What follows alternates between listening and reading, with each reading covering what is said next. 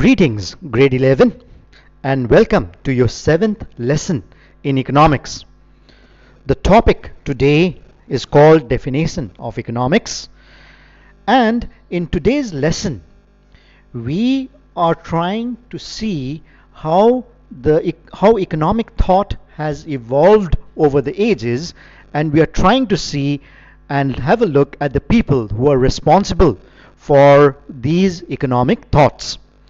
To take a recapitulation, so far you have learned that economics is a social science, that a science that studies an economic system that is responsible for making the material requisites of day-to-day life, and that this system is organized in a particular manner which is very systematic, and the economic system has essentially four components of the government, the consumers, the producers, and the household, which are known as entities of an economy. And you have also learned that the entities, the way they behave, is normally described by specific economic terms like want, money, price, demand, supply, business cycles, and so on. Now, all of this economic thought has evolved over the centuries. And even though at one point of time, when we talk about kings and queens and the medieval times, definitely kings and queens did think about how their resources of the kingdom should be utilized. But the modern economic thought, the person who is responsible for the present day economic thought, the credit goes over to Adam Smith, a Scottish intellectual who was born in 1776, and his most critical and most seminal book is known as The Wealth of Nations. And one thought that survives even till the present, which is credited to Adam Smith, is the thought that if the economy is left unregulated, that if the economy, there is no interference, then there is an invisible hand or something works automatically that will ensure that everything is orderly and there is no problem in the economy, and the economy does very well in case there is no interference.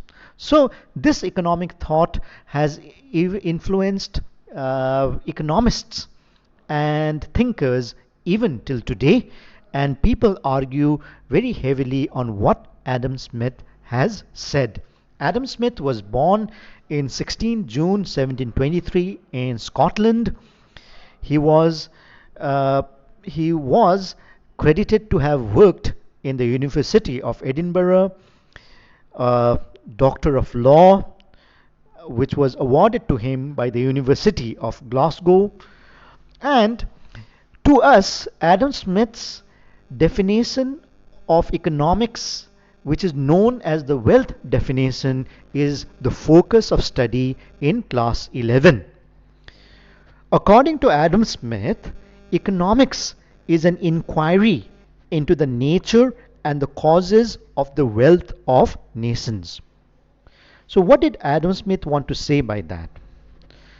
So, essentially, this particular definition, that economics is a study of nature and causes of wealth, means that we study in economics only material wealth, that economics is a study of material wealth. And when we study the material wealth, we are also studying the causes of material wealth. What makes a country acquire more material wealth? Is it trading? Is it because you are able to subdivide work into small bits and pieces? Is it because of the use of money?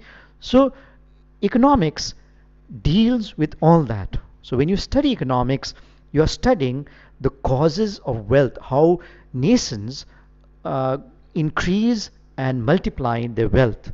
And when we study that, and we take into consideration a human being, the human being is always an economic man. And an economic man is someone who knows his own self interest. He will always behave as per his own best benefit. He will always try to increase his own material gains and acquire more wealth. And when we do that, when we consider that man is always an economic man, we will come to know and we will be able to study how nations also create wealth. However, Adam Smith's definition is highly criticized. It's criticized on the fact that it emphasizes too much on materialism. That in reality, people feel, or modern economists feel, that economics is also a study of how of welfare, how happy or the well-being of people. Just ordinary things and material things do not make people happy. But Adam Smith is criticized on the fact that for him economics was only studying only materialistic wealth. And secondly, the definition of wealth is very narrow. Only gold, silver, money, material things were supposed to increase the wealth of nations. But in reality, modern economists believe that even health, even clean water, even unpolluted rivers, they are a source of wealth. Even the fact that we can enjoy our Sundays and Saturdays and we can have a family life, we can have law, we can have justice, these are also things that will tell us whether we have wealth or not. And according to most economists, which is slightly untrue, they feel that Adam Smith held man in a secondary place. Wealth always came first, and man was responsible for making wealth. And lastly, the fact that resources are scarce has been ignored entirely, because right now we know that we study economics because our resources are not unlimited. There's always a certain amount of resources we have to work with, and that is the foundation of most modern economics, which is entirely ignored by Adam Smith. So therefore, the next line of thought which has come about in economics, we take a representative economist called Alfred Marshall, who lived between 1842 and 1924 to represent the next phase of economic thought. Alfred Marshall is known as the father of neoclassical economists, along with Leon Walras, and he is the originator of the principle of microeconomics, who wrote also the principles of economics.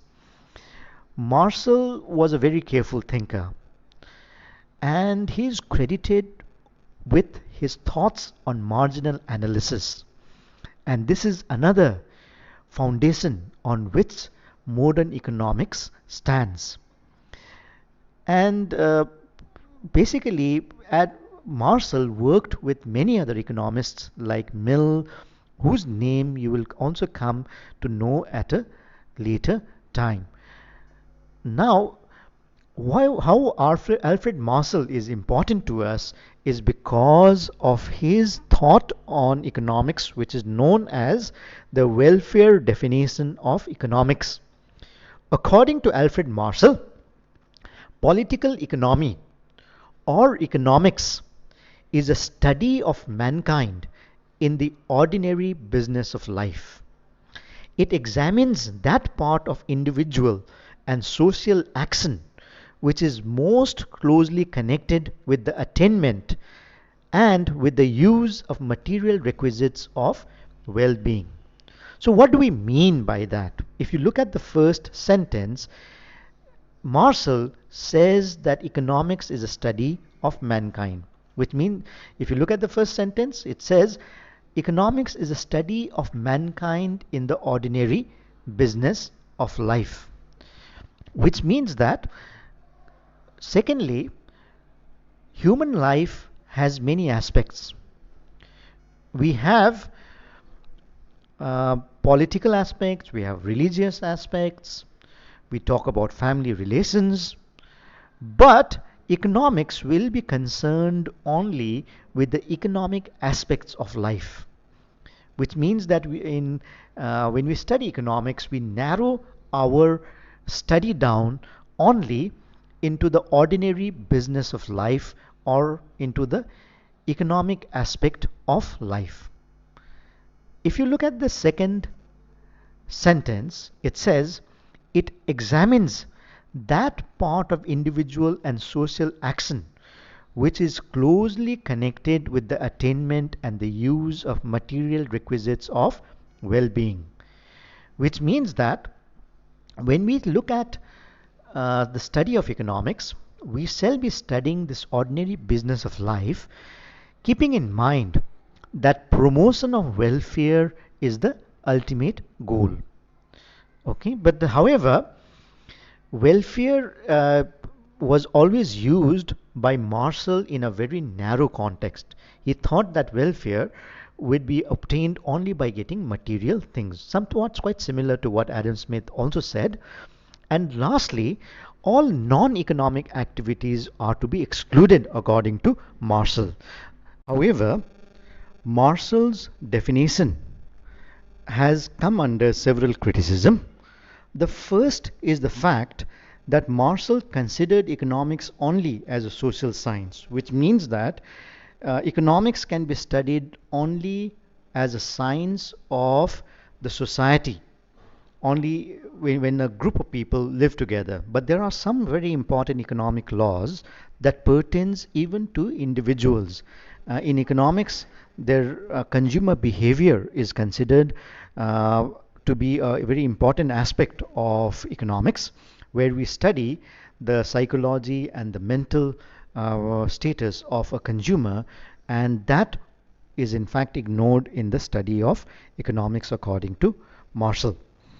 Secondly, all activities, economic, there is an impractical classification of activities, as all economic activities have an economic implication. So Alfred Marshall says that only those activities that has something to do with economics should be put in, but then that is pretty vague, because in reality, even if someone is doing a social service, it has some implication. Even if someone is doing something which has nothing getting sold in the market, it has some economic implication. So all activities are in fact important in economics, and anything that restricts goods that do not promote economic welfare, and at the same time they are still sold in the market, are not considered by Marshall. But if you take the example of alcohol or tobacco, which is harmful, no doubt, but at the same time they still make an important part of the economy, because people are still working for making those products. People are still employed by those industries, and those items was what something Alfred Marshall considered should not be studied for economics. Only those items in the economy which builds up welfare is supposed to be studied. Also, welfare has a very vague concept according to Marshall.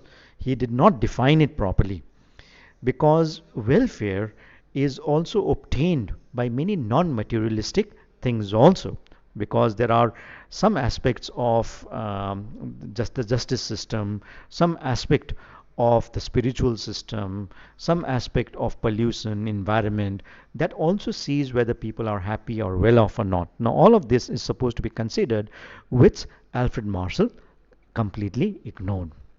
So this ends our seventh lesson today. I would request you to please go over the notes that have been provided, and also the scanned copy of the textbook that has been provided along with this lesson. Thank you, and do take care of yourself.